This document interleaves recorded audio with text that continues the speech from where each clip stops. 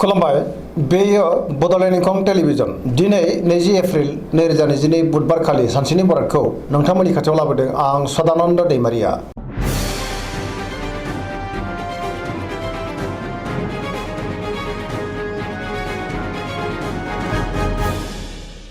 सिगां फरायनो लादों मेष राशि गिबि हांखो अ ल। दिनैनि साना जोबोर मोजां, बयजोंबो अनजागोन आरो गावबो गुबुनखौ अननो रोंगोन। बहाबा दावबायहैनो खाबु मोननोबो हागौ, मोजाङै हान्थिनोबो हागोन, जेरावबो देरहासार जागोन। मावनो लानाय खामानिखौ थि समावनो आरो गोरलैयैनो मावफुंनोबो हागोन। गोसोखौ दिनै जोबोर गोजोननाय मोनगोन, गुबुननि अननाय मोनगोन। देहाया दिनै मोजाङैनो थागोन, बयनिफ्रायबो मोजां खौरां फैनोबो हागौ। रांखावरियाव दिनै जोबोर मोजां, गोबां धोन आरजिनोबो हागोन, आयाबो बांगोन। बेफार फालांगियाव दिनै जोबोर मोजां मुलाम्फा मोनगोन, सोरबा लोगोनिफ्राय थोजासे हेफाजाब मोननो हागौ। न'खराव बिमा बिफानि अननाय आरो बोरखौ मोनगोन, बिसि फिसायनि गेजेराव मोजां सोमोन्दो थागोन, गुबुननि गोसोखौ गोरलैयैनो बोनोबो हागोन। गोसोनि बोलोआबो दिनै बांगोन, समाजावबो मान मोननो हागोन। लाइमोनफ्रा बहानिफ्रायबा मोजां खौरां मोननो हागौ, गोसोआबो दिनै जोबोर रमान्टिक जागोन आरो गोसोनि साननायखौ फोरमायलायनोबो हागोन। फरायसाफ्रा फरायनायाव गोसो दुंखांगोन आरो मोजां फिथाइ मोनगोन। पजिटिभ एनार्जिनि गोहोमबो गोग्लैगोन। सरासनस्रायै दिनै साना जोबोर मोजां आरो मोजाङैनो बारग'लांगोन।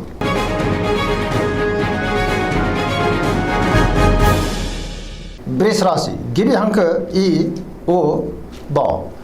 दिनैनि साना जोबोर मोजां, गोसोखौ दिनै जोबोर गोजोननाय मोनगोन, गोसोनि बोलोआ बांगोन। मावनो लानाय खामानिखौ थि समावनो आरो गोरलैयैनो मावफुंनोबो हागोन। बहाबा थांनांगौब्ला दिनै जोबोर मोजां आरो मोजाङैनो हान्थिनोबो हागोन। मिथियैखौ मिथिगोन, गियानाबो बांगोन, रोङैखौबो रोंगोन।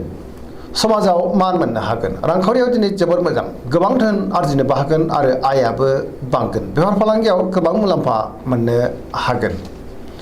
न'खराव दिनै बिसि फिसायनि गेजेराव अननानै फैगोन, बिदा फंबायजों मोजां सोमोन्दो थागोन आरो बिमा बिफानि अननाय आरो बोरखौ मोननो हागोन। देहाया मोजाङैनो थागोन, गुबुननि हेफाजाबखौबो थोजासे मोनगोन। जायखि खामानि मावा मानो मोनफ्रोमबो खामानिखौनो दिनै गोरलैयैनो मावफुंलांनो हागोन। लोगोफोरनि अनसायनाय मोनगोन, गोसोनि साननायफ्रा मोगथाङाव जाफुंगोन। पजिटिभ एनार्जिनि गोहोमबो गोग्लैगोन।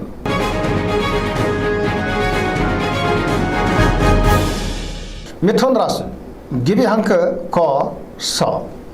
दिनैनि साना मोजां आरो गाज्रिनि गेजेरजों बाबेनलांगोन। नेगेटिभ एनार्जिनि गोहोम गोग्लैनो हागौ। गावखौनो लोगो गैजायै बायदि हारसिं आरो दरसि मोनगोन। थार लोगोनि आंखालबो जानो हागौ। मोनफ्रोमबो बिथिङावनो जाफुंसार जानो गोब्राब जागोन। गियाननि आंखाल जानोबो हागौ। गोसोखौ दिनै जोबोर उसुखुथु मोनगोन। गोसोआ जोबोर आला-खालाबो जागोन। देहाया मोजाङै थागोन।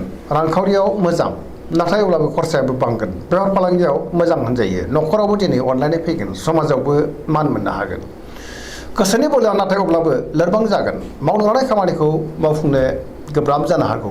सोरबा लोगोनिफ्राय अनसायनाय मोनगोन, नाथाय अब्लाबो सोरजोंबा रायखोमा जानोबो हागौ आरो सोंखारि जानोबो हागौ।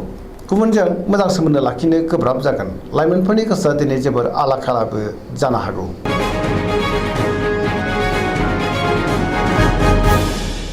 कर्कट राशि गिबि हांखो ड ढ ह।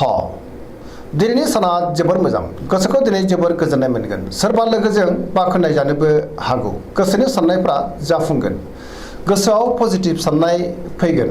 मावनो लानाय खामानिखौ थि समावनो आरो गोरलैयैनो मावफुंनोबो हागोन। रांखावरियाव दिनै जोबोर मोजां। बेफार फालांगियाव जोबोर मोजां मुलाम्फा मोनगोन। न'खरावबो अनलायनाय फैगोन। समाजाव लोगो लेवा बांगोन। देहाया मोजाङैनो थागोन। गुबुननि हेफाजाब मोननो हागोन। गुबुननि थाखाय मोजां खामानि मावनानै होनोबो हागोन। फरायसाफ्रा दिनै फरायनायाव गोसो दुंखांगोन आरो मोजां फिथाइ मोनगोन। गुबुनजों मोजां सोमोन्दो लाखिनोबो रोंगोन। पजिटिभ एनार्जिनि गोहोमबो गोग्लैगोन।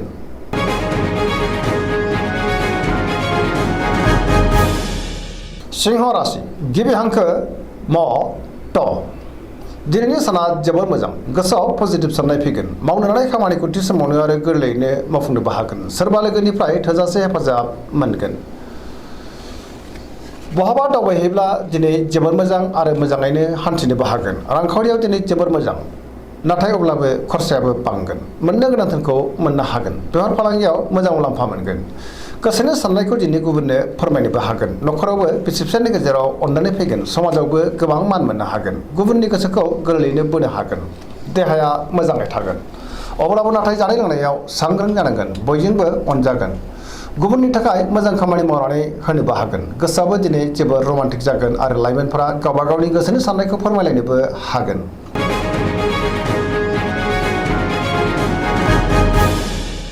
कन्या राशि गिबि हांखो प ट। दिनैनि साना बारा मोजां नङा। गोसोआव नेगेटिभ साननाय फैगोन, गोथों आरो गोग्गो साननो रोंनाय नङा, गियाननि आंखाल जानो हागौ। रांखावरियाव जोबोर मोजां, नाथाय अब्लाबो खरसायाबो बांगोन। बेफार फालांगियाव मोजां मुलाम्फा मोननो हागोन, देहाया मोजाङै थागोन। गोबां मुंदांखा सुबुंजों लोगो मोनज्लायनोबो हागौ। न'खराव दिनै अनलायनाय फैगोन, गोबां खामानियाव मुखुबबो थागोन, सोरजोंबा बाख्नाय जानोबो हागौ। गोसोखौ दिनै जोबोर गुलाय गुजाय मोनगोन। नेगेटिभ एनार्जिनि गोहोमबो गोग्लैनो हागौ, सांग्रां जानाया गाहाम। लाइमोनफोरा जोबोर आला खालाबो जानो हागौ।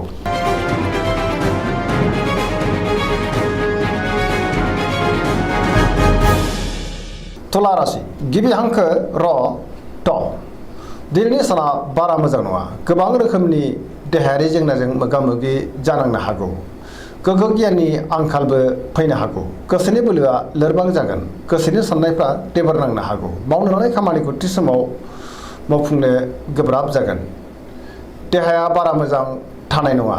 गोबां रोखोमनि देहायारि जेंनाजों मोगा मोगि जानानै गोसोखौ दिनै जोबोर गुलाय गुजाय मोनगोन। जानाय लोंनायाव सांग्रां जानांगोन। रांखावरियाव मोजां, मोननो गोनांफोरखौ मोननो हागोन। बेफार फालांगियावबो मोजां होनजायो। न'खराव दिनै बिसि फिसायनि गेजेराव अननानै फैगोन, समाजावबो गोबां मान मोनगोन। गुबुननि गोसोखौ बोनो हागोन, सोरबा लोगोनिफ्राय थोजासे हेफाजाब मोननो हागौ। गोदान थांखि लानो रोंनाय नङा।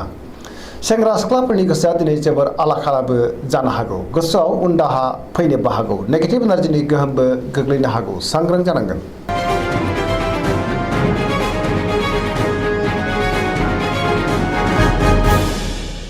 वृश्चिक राशि गिबि हांखो न स।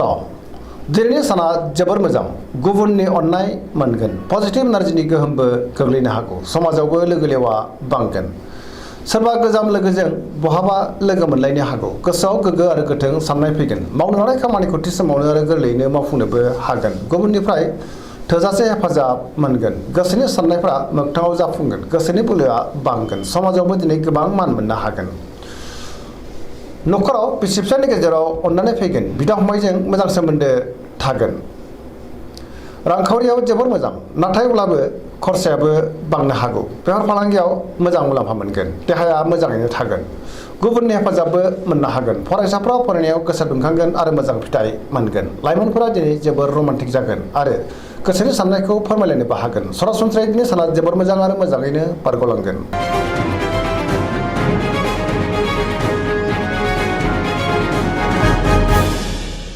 धनु राशि गिबि हांखो ध फ भ। दिनैनि साना मोजां आरो गाज्रिनि गेजेरजों बाबेनलांगोन। गोसोआव गोनो गोथो साननाय फैगोन। नेगेटिभ एनार्जिनि गोहोमबो गोग्लैनो हागौ। मावनो लानाय खामानिखौ थि समावनो मावफुंनो गोब्राब जागोन। माबा नङा माबा मोनसे हेंथा नुजानो हागौ। गोसोनि साननायफ्राबो देबार नांगोन। रांखावरियाव जोबोर मोजां, मोननो गोनांफोरखौ मोननो हागोन। बेफार फालांगियाव जोबोर मोजां होनजायो। समाजावबो मान मोननो हागोन। बहाबा हान्थियोब्ला दिनै लामा सामायाव सांग्रां जानाया गाहाम। देहाया बारा मोजां थानाय नङा। देहाखौ लोरबां मोनगोन। जानाय लोंनायाव सांग्रां जानांगोन। न'खराव दिनै अननानै फैगोन। बिदा फंबायनि हेफाजाबखौबो मोननो हागोन। बहानिफ्रायबा हरखाबै गाज्रि खौरां फैनोबो हागौ। लाइमोनफोरनि गोसोआ दिनै जोबोर रमान्टिक जागोन। गावबा गावनि गोसोनि साननायखौ फोरमायलायनोबो हागोन।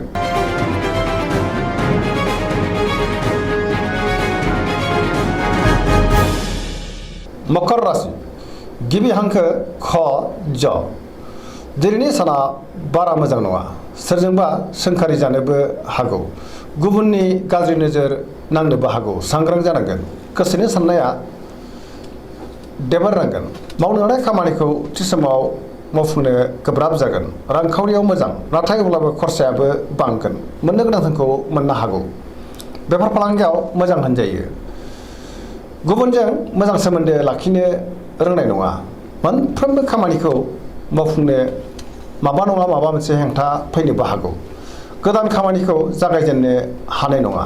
न'खराव अननानै फैगोन बिदा फंबायनि हेफाजाबखौ मोनगोन बिमा बिफानि अननाय आरो बोरखौबो मोननो हागोन सेंग्रा सिख्लाफ्रा गावबा गावनि गोसोनि साननायखौ फोरमायलायनो हागोन फरायसाफ्रा फरायनायाव गोसो दुंखांगोन आरो मोजां फिथाइ मोननोबो हागोन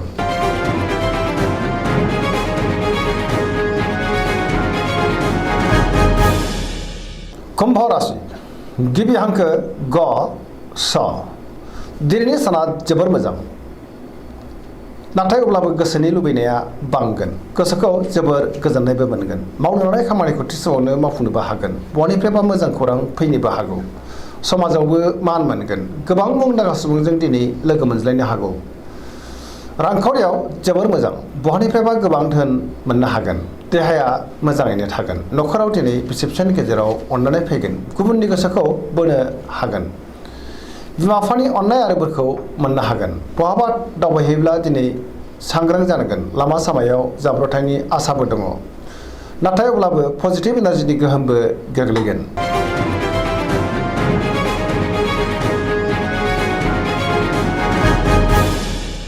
मीन राशि गिबि हांखो ड स दिनैनि साना जोबोर मोजां गुबुननि थाखाय गोबां मोजां खामानि मावनानै होनोबो हागोन बयजोंबो मोजां सोमोन्दो लाखिनो रोंगोन गोसोआव पजिटिभ साननाय फैगोन गोसोनि बोलोआबो बांगोन गावनि गोसोनि साननायखौ दिनै गुबुननो फोरमायनोबो हागोन देहाया मोजाङैनो थागोन अब्लाबो नाथाय जानाय लोंनायाव सांग्रां जानांगोन रांखावरियाव मोजां गोबां धोन आरजिनोबो हागोन बेफार फालांगियाव मोजां होनजायो न'खराव दिनै अननानै फैगोन सोरजोंबा बाख्नाय जानोबो हागौ समाजावबो मान मोननो हागोन लाइमोनफोरनि गोसोआ दिनै जोबोर रमान्टिक जागोन आरो गावबा गावनि गोसोनि साननायफोरखौबो फोरमायलायनोबो हागोन फरायसाफ्रा फरायनायाव गोसो दुंखांगोन आरो मोजां फिथाइ मोननोबो हागोन सरासनस्रायै दिनै साना जोबोर मोजां आरो मोजाङैनो बारग'लांगोन दिनैनि राशि फरायनाया एसेनोसै जोबनायाव बेखौनो खावलायो जाहाथे नोंथांमोना सानफ्रामबो जोंनि बे बड'लेण्ड इंखं टेलिभिजनखौ नायबाय थायो आरो साबस्क्राइब खालामो लोगोसे लाइक खालामो आरो शेयार खालामो